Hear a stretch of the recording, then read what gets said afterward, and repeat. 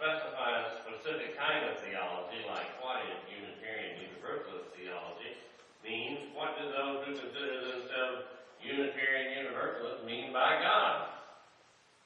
That is the question that I wish to explore this morning. Now, we all know that in this church, we can all have our own personal and individual interpretations of what the word God means. To some of us, the word God is very important. But many have virtually abandoned the use of the word altogether. Still, the history of every church is defined by its theology. And the Unitarian Universalist Church is no different. How we have understood God in the past has shaped who we are today. I will begin by exploring Unitarian history in order to unpack Unitarian theology. Then I will turn to trying to understand how the Universalists might have understood God.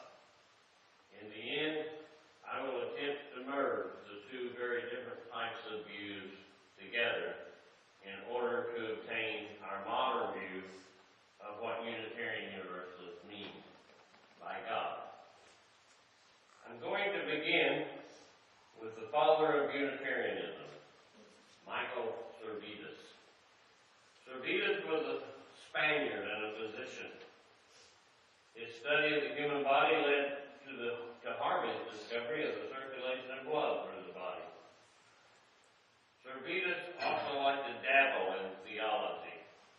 He considered himself an Arian. Now, Arius was one of the early Christian bishops in the Middle East in the 2nd and 3rd century following the crucifixion of Jesus. At the time, there was a major debate about exactly who Jesus had been and was. Some claimed Jesus had been God incarnate, God on earth. Arius, however, insisted that Jesus was merely a man, just like any other man. Admittedly, Arius thought Jesus had been a man touched by God, but he had started out as an ordinary man, not God on earth. The debate, however, was resolved in 325 at the Council of Nicaea in what is Turkey today, where Arius lost to another bishop, Athanasius, when the council voted to create the Trinitarian formula and the Nicene Creed. Servetus, however, was convinced of Arius' argument, and as a consequence, revived the debate by writing a book entitled On the Errors of the Trinity. Now, one of the things you need to know about Michael Servetus, even though he is a Unitarian is that he was extremely arrogant, a very egotistical man, very high on himself. Well, he was so sure of his ideas that he sent copies of his book to all the leading religious scholars of his day. One of whom was John Calvin. When Calvin read on the errors of the Trinity, he went ballistic. Unfortunately, Servetus traveled often through Geneva, Calvin's hometown, en route back and forth between Venice, his base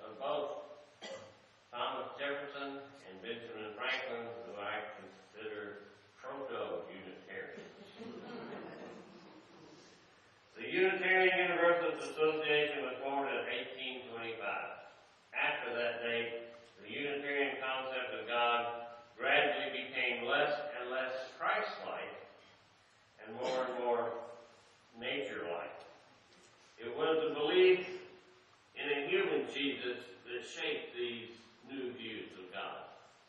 Today, most Unitarians and Universalists question the very existence of God.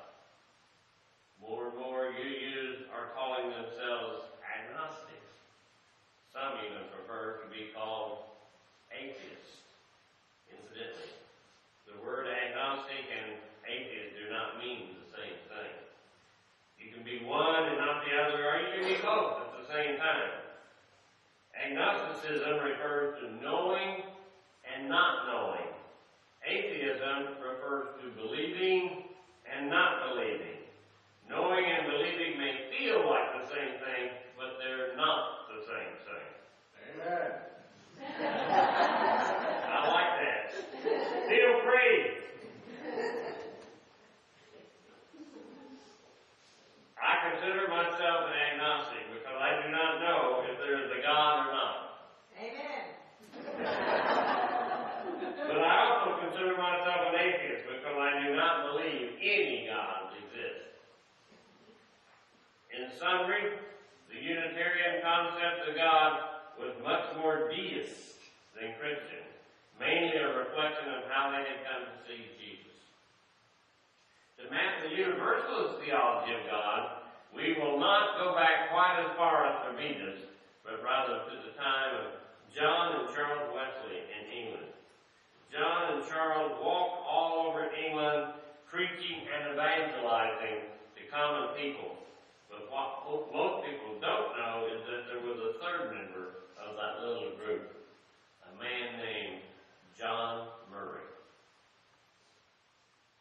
John Murray was so dedicated to the Methodist cause that he wound up in serious debt. As a consequence, he found himself in debtor's prison. When he eventually got out, his wife and daughter had died, so he found a ship going to the New World, America, and hitched a ride. Eventually, John Murray founded a church in America to continue the work that he and the Wesleys had begun in England. He called it the Universalist Church of America. The God that John Wesley had preached about was a God of love. Murray's God was a natural extension of Wesley's God of love. If Wesley's God loved, Murray's God loved unconditionally, totally. Murray's God loved everyone, universally, hence the name. In summary, the Universalist version of God, unlike the Unitarian deist God, was very Methodist-like. He was an active God in the world, known mainly for his unbounded love. The Universal Church of America began to move out of New England and into the American frontier, where it competed with the Presbyterians, the Methodists, and the Baptists, who were also looking for converts. There, however, was a problem. The Universalists were not near as well organized as those other religious denominations. And when a Universalist minister died, the church would simply flounder. The Methodists and the Presbyterians would send a new minister to replace the one that had been lost. The Baptists developed a licensing procedure to fill empty pulpits. Gradually, the new Universalist churches began to slowly disappear. After the Second World War, it became apparent that if the Universalists didn't do something soon, they would soon be history. The Universalist Seminary in Illinois, Lombard College, had worked closely with the Unitarian Seminary in Pennsylvania, Beeville Seminary. And the Universalist Service Committee had cooperated with the Unitarian Service Committee during the war. As we learned this morning, the Unitarians and the Universalists had written hymns together, which I didn't know. So it was only natural that the two denominations grew close to one another. And so in 1961, they merged. The white-collar Unitarians and the blue-collar Universalists became the Unitarian Universalist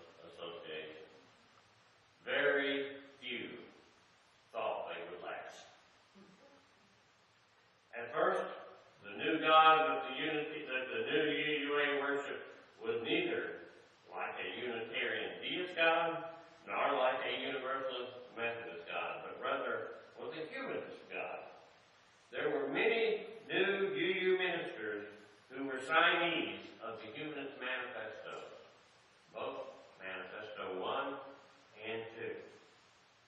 But then slowly the UU theology began to change. And today, the theology is more of what I would call philosophical than theological. I believe the Universalist influence is having the biggest effect on our denomination. While almost everyone originally believed that the old Unitarian ideas of Socinius and Servetus would again become the dominant belief, just the opposite has happened. Today, they are more Universalist-leaning ministers who are more Christian-like and who are more spiritual in their message than Unitarian or reasoning-like ministers. At one time, some UU churches were very humanist-like, but a rational or scientific religion is seldom found in UU churches today. So how would I describe the UU God today? Two Bible scholars, neither of which, as far as I know, are UUs, offer a good analogy. Earl Dory, who wrote the book in 2009, Jesus, Neither God Nor Man, The Case for a Mystical Jesus, mythical, not mystical. And Bart Ehrman, who wrote the 2012 book, Did Jesus Exist?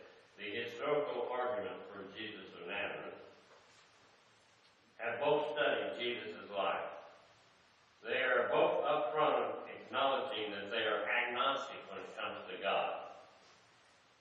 And they both have come to very different conclusions about Jesus. Doherty says Jesus was simply a Jewish myth.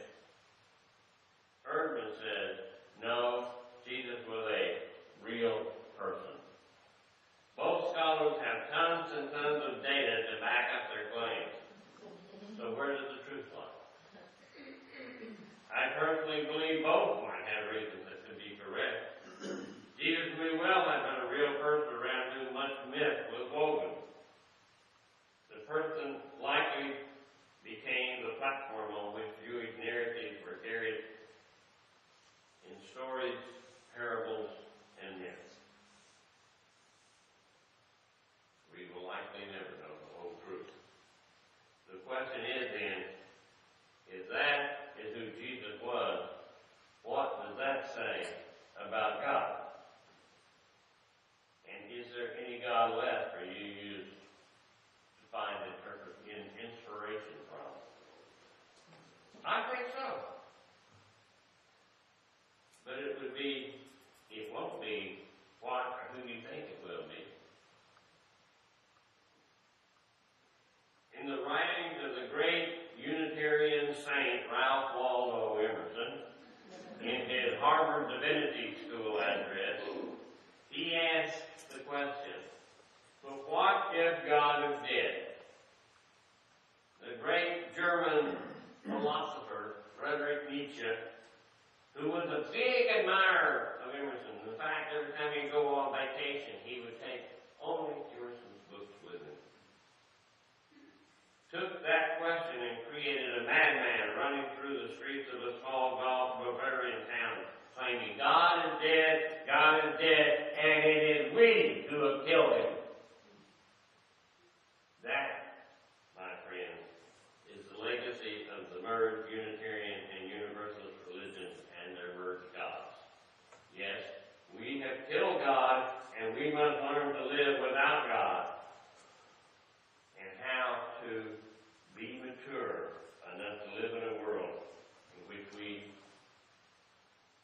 are on our own, where there is no life after death, but where we still need to find joy and love within that window of time we call our lives. If the modern day Unitarian Universalism had any mission at all, it is this: show the world how to have the courage to live in a world without a God. Please join me in singing our closing hymn. Let us stand and sing together number 315.